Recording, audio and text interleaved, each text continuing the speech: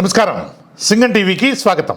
ఈ భారతీయ జనతా పార్టీతో ఏ క్షణంలో చంద్రబాబు నాయుడు పొత్తు పెట్టుకున్నాడో కానీ ఆ క్షణం నుంచే చంద్రబాబు నాయుడుకి బ్యాడ్ టైం ప్రారంభమైందా అని అనిపిస్తుంది. ఎందుకంటే పొత్తు పెట్టుకోవడం కోసం అనేక సార్లు పిలిపించి ఢిల్లీలో గంటలు రోజుల తరబడి, అప్పుడు శివరాత్రి కూడా వచ్చింది, మీకు గుర్తుందో లేదో, అలా వెయిట్ చేయించడమే కాకుండా ఏది చేసినా కూడా చాలా తెలుగుదేశం పార్టీకి ప్రతికూలంగా ఉండేట్లో, దాని మీద ప్రతికూల ప్రభావం ఉండేటువంటి విధంగా చేస్తున్నారు. అసలు వీళ్ళు నిజంగా పొత్తు పెట్టుకుందామనే ఉద్దేశంతో ఉన్నారా, లేకపోతే పొత్తు పెట్టుకున్నప్పటికీ తెలుగుదేశం పార్టీని చావు దెబ్బ కొట్టాలి అనేటువంటి ఉద్దేశంతో ఈ విధమైనటువంటి నిర్ణయాలు తీసుకున్నారా అని చంద్రబాబు నాయుడు కాదు, మనకే డౌట్ వస్తుంది. ఎందుకంటే నిన్న భారతీయ జనతా పార్టీకి సంబంధించినటువంటి సీనియర్ నాయకులు చంద్రబాబు నాయుడిని హైదరాబాద్లో కలుసుకొని 3 పార్టీల ఎన్నికల వ్యూహం అనేటువంటిది ఎలా ఉండాలి, అదేవిధంగా ముస్లిం రిజర్వేషన్స్, ఇలా అనేకమైనటువంటి విషయాల గురించి చర్చించారు. ఈ చర్చలో కేంద్ర కామర్స్ అంటే వాణిజ్య శాఖ మంత్రి పీయూష్ గోయల్, భారతీయ జనతా పార్టీ జాతీయ ప్రధాన కార్యదర్శి అరుణ్ సింగ్, భారతీయ జనతా పార్టీ జాతీయ సంయుక్త కార్యదర్శి శివప్రకాషు, ఆ పార్టీ జనరల్ సెక్రటరీ మధుకరు, వీళ్ళందరూ కూడా నిన్న చంద్రబాబు నాయుడుతో కూర్చుని ఎన్నికలలో మనం అనుసరించాల్సినటువంటి వ్యూహం అయితేనేమి, ఎత్తుగడలు అయితే మొదలైనటువంటి వాటి గురించి చర్చించారు. అంతవరకు బాగానే ఉంది, ఒప్పుకోవచ్చు. అయితే ఈ సందర్భంగా ముస్లిం రిజర్వేషన్లు కూడా చర్చకు వచ్చాయి. చంద్రబాబు నాయుడు కూడా బాగా అట్టహాసంగా రాష్ట్రంలో జగన్మోహన్ రెడ్డి ప్రభుత్వాన్ని దించేయడం కోసం ప్రజలు వెయిట్ చేస్తున్నారు ఆ అవకాశం కోసం, ఈ శాసనసభ ఎన్నికల్లో ఖచ్చితంగా జగన్మోహన్ రెడ్డిని ప్రజలు అధికారం నుంచి తొలగించేస్తారు అని అంటూ చెప్పుకొచ్చాడు. దాన్ని వాళ్ళు కూడా వించి తలపగ్గించారు, అవునా అలాగా అని అంటూ. అయితే ముస్లిం రిజర్వేషన్లకు సంబంధించిన వచ్చినప్పుడు భారతీయ జనతా పార్టీ నాయకులు ఒక విషయం స్పష్టం చేశారు, మేము మతపరమైనటువంటి రిజర్వేషన్లకు వ్యతిరేకము. అంటే SC, ST, BC, OBC, EWS అంటే ఎకనామికల్లీ వీకర్ సెక్షన్స్, అక్కడ కులము, జాతి, మతము, ప్రాంతం అనేటువంటిది సంబంధం ఉండదు. ఎకనామికల్లీ వీకర్ సెక్షన్స్ కూడా రిజర్వేషన్లు ఇవ్వడానికి మాకు ఏ విధమైనటువంటి అభ్యంతరం లేదు. అలాగే ఓబీసీలకు, అదర్ బ్యాక్వర్డ్ క్యాస్ట్, ఎస్సీ, ఎస్టీలకు, వీళ్ళందరికీ రిజర్వేషన్లు ఇచ్చేటువంటి విషయంలో ఏ విధమైనటువంటి భిన్నాభిప్రాయం లేదు, భేదాభిప్రాయం లేదు. కానీ మత ప్రాతిపదికగా రిజర్వేషన్లు కల్పించడానికి భారతీయ జనతా పార్టీ అనేటువంటి చాలా తీవ్రంగా వ్యతిరేకిస్తుంది. ముస్లిమ్స్కు ఆ కారణంగానే రిజర్వేషన్లు ఇవ్వడం అనేటువంటిది జరగదు. రేపు పొద్దున అధికారంలోకి వచ్చిన తర్వాత ఈ 4% రిజర్వేషన్లు అనేటువంటివి కూడా రద్దు చేయడం అనేటువంటిది ఖచ్చితంగా జరుగుతుంది అని అంటూ చెప్పుకొచ్చారు.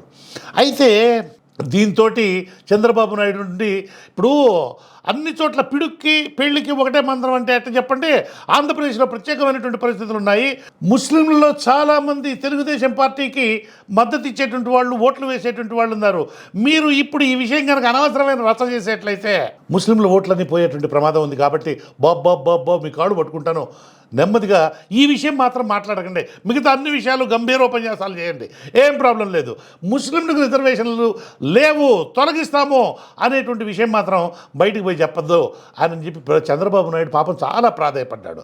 అయితే వీళ్ళెవరు ఊరుకోలే. భారతీయ జనతా పార్టీ జాతీయ నాయకులు ఉన్నారు కదా, ఈ సీనియర్ నాయకులు ఎవరు అందుకు అంగీకరించకుండా బయటకు వచ్చి రాకముందే, ఇది సమావేశంలో నుంచి బయటకు వచ్చి రాకముందే ఓ ప్రెస్ కాన్ఫరెన్స్ పెట్టి, ఓ పత్రికా సమావేశం పెట్టి, ముస్లింలకు మేము రిజర్వేషన్లు కల్పించడానికి మేము వ్యతిరేకము, ఈ 4% రిజర్వేషన్లు ఏవైతే ఉన్నాయో వాటిని కూడా మేము ఖచ్చితంగా తొలగిస్తాము అని అంటూ తెగేసి చెప్పారు. దాంతో చంద్రబాబు నాయుడు లబో దిబో లోపల సమావేశంలో ఆయన చేసినటువంటి అభ్యర్థనకు ఏమాత్రం విలువ లేకుండా బయటకు వచ్చిన వెంటనే ఈ నాయకులు, భారతీయ జనతా పార్టీ నాయకులు ఈ విధమైనటువంటి ప్రకటన చేయడంతో చంద్రబాబు నాయుడు పరిస్థితి కుడితలో పడ్డ ఎలకలాగైంది. ఎందుకంటే మన తెలుగుదేశం పార్టీకి ఎంతో కొంత ముస్లిం సపోర్ట్ అనేటువంటిది ఉంది.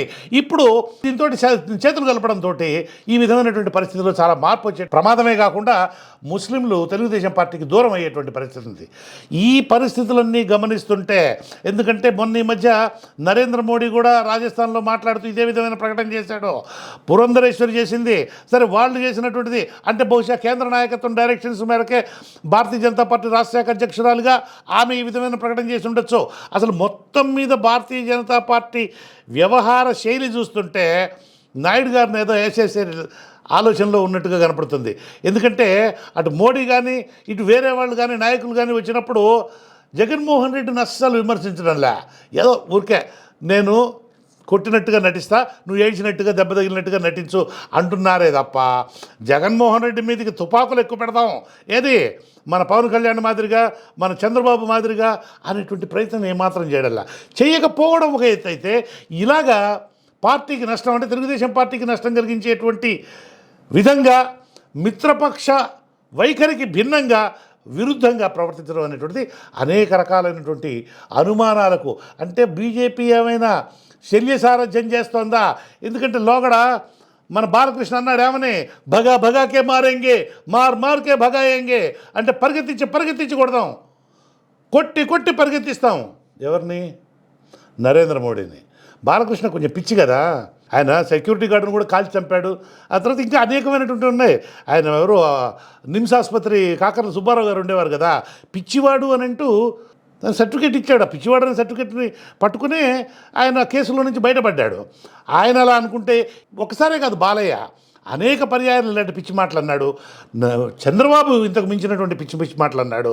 అందుకోసం చంద్రబాబుని, తెలుగుదేశాన్ని, బాలకృష్ణని ఇట్లా వీళ్ళందరినీ ఫ్రీగా వదిలేస్తే ఎట్లా, వీళ్ళని ఎట్లా బాగా కొర్రుగాల్చి పెట్టాలా అనేటువంటి విషయం ఏదో ఆలోచించి ఇటువంటి పథకానికి ఏదో భారతీయ జనతా పార్టీ వాళ్ళు వ్యూహం పన్నినట్లుగా అనిపిస్తోంది. కానీ కడుపులో మర్మమైందో మనకు కూడా తెలియదు.